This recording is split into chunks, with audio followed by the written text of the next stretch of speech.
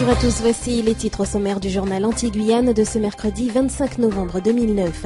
Nous là, ont-ils clamé dans les rues de Pointe-à-Pitre ce matin. Plus de 10 000 militants du LKP ont démontré leur ténacité lors d'un grand défilé synonyme d'avertissement. En Martinique, Fadela Amara, la secrétaire d'État à la politique de la ville, a participé à la remise de diplômes des cadets de la République au commissariat du Lamentin. En Guyane, des voix s'élèvent dans le bassin de l'Oyapock, aussi bien à Saint-Georges en partie française qu'à l'Oyapoké côté brésilien, pour réclamer l'instauration d'une carte transfrontalière.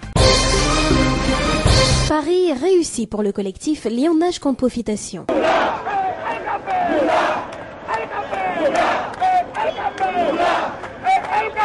Les militants étaient nombreux dans les rues de Pointe-à-Pitre à l'occasion de la marche symbolique organisée ce mercredi, 10 000 selon la préfecture. Le LKP avait appelé pour cette deuxième et dernière journée de mobilisation générale l'ensemble des travailleurs et du peuple guadeloupéen à participer massivement à cette action, synonyme d'avertissement. Les destinataires de ce message sont les signataires des accords du 4 mars ayant mis un terme au mouvement social du début d'année, en particulier l'État et les collectivités locales accusées par le collectif de ne pas respecter leurs paroles. Les manifestants, après s'être rassemblés devant le palais de la Mutualité de Pointe-à-Pitre, ont pris la direction du rond-point Ignace, sont remontés jusqu'au centre des Arts. Le cortège long de plusieurs centaines de mètres a longé le boulevard Anne et est entré à la rue Frébeau. Comme de tradition, les membres du LKP n'ont pas manqué d'entonner leur hymne jusque sous les fenêtres de la sous-préfecture.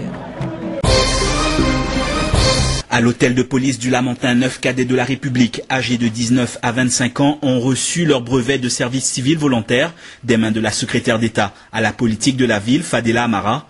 Un diplôme qui sanctionne une année de formation suivie en commissariat ainsi qu'au lycée. Au menu, code de la procédure pénale, accompagnement des policiers titulaires sur le terrain pour la partie pratique et cours de rattrapage en lycée pour une remise à niveau. La formation des cadets de la République est destinée à promouvoir l'égalité des chances au sein de la police nationale pour les jeunes âgés de 18 à 25 ans, généralement en échec scolaire ou au chômage, qui souhaitent devenir gardiens de la paix.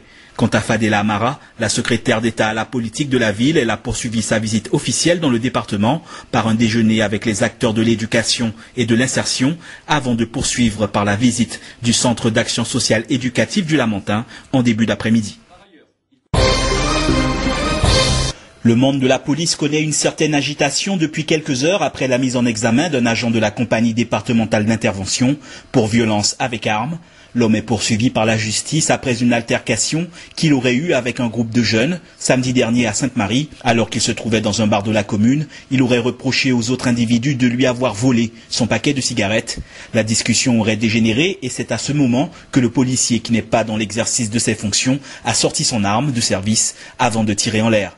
Le fonctionnaire, qui se trouvait en état d'ébriété, se serait rendu quelques heures plus tard au commissariat de police de Fort-de-France pour avouer son geste. Les gendarmes de Sainte-Marie l'ont interpellé dans la foulée afin de le placer en garde à vue avant sa présentation au parquet.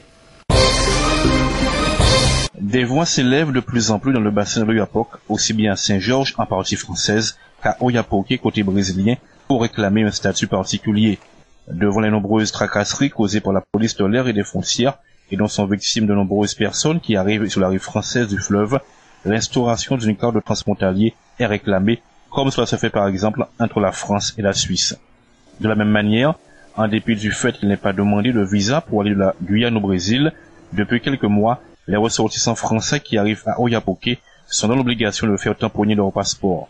Le préfet de région se dit favorable à la carte frontalière, mais Daniel Ferré émet une condition, qu'elle serve simplement à passer sans désagrément d'une rive à l'autre du fleuve, sans qu'elle donne le droit de s'installer et de travailler à Saint-Georges ou Regina.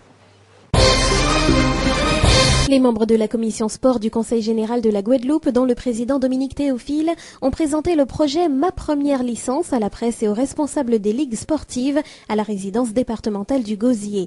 Ce dispositif, qui bénéficie d'une enveloppe de 60 000 €, vise à financer l'inscription des jeunes de 12 à 15 ans, issus de milieux défavorisés, à une activité sportive homologuée. Les adhérents de 14 ligues, dans un premier temps, pourront être éligibles à cette mesure, 70 à 300 licenciés par an et par sport. Objectif à atteindre dans 3 ans, 10% de croissance des effectifs de licenciés. Cette augmentation ira de pair avec le montant des subventions de l'État allouées au département. Par ailleurs, les jeunes bénéficiaires se verront inscrits dans un processus de socialisation grâce à la pratique d'un sport au sein d'une formation structurée. L'Union européenne n'est pas seulement présente à travers les politiques publiques mises en œuvre dans les régions d'outre-mer. Elle s'inscrit aussi dans le cadre universitaire, comme l'explique Olivier Huisman, le directeur de l'Institut d'enseignement supérieur de Guyane. L'Europe nous aide à construire notre pôle universitaire guyanais. Donc c'est un grand projet européen.